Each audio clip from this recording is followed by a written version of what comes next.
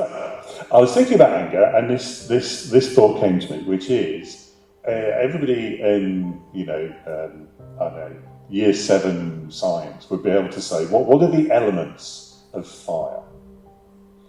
Well, you need fuel, you need oxygen, and you need a spark or heat to start off the reaction. And it just struck me that anger is a little bit like that, so if we could get the next bit.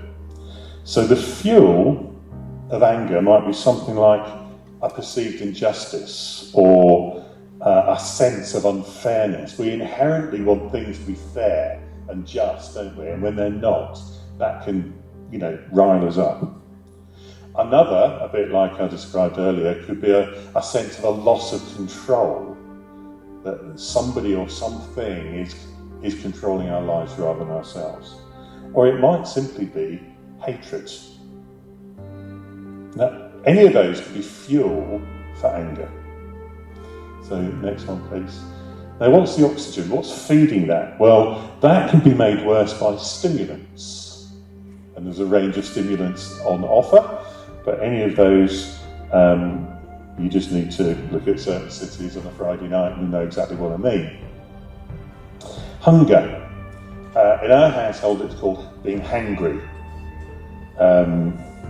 Tiredness. We know that we're more likely to react and be angry when we're tired, either short of sleep or physically or emotionally tired. It might be the presence of an untruth or a half-truth. We just discussed that as well.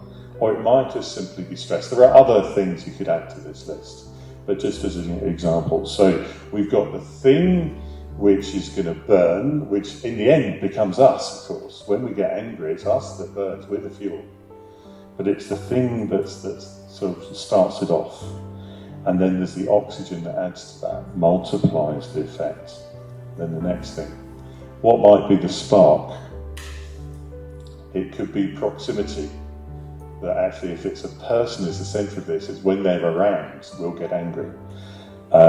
It might be something that's said, a proclamation.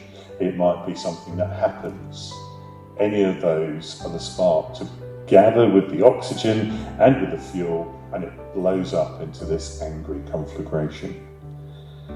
And then in the middle it says chemical reaction. I think that's just to say that those three things work together. But it got me thinking about one other thing as well. So if I could have the next one.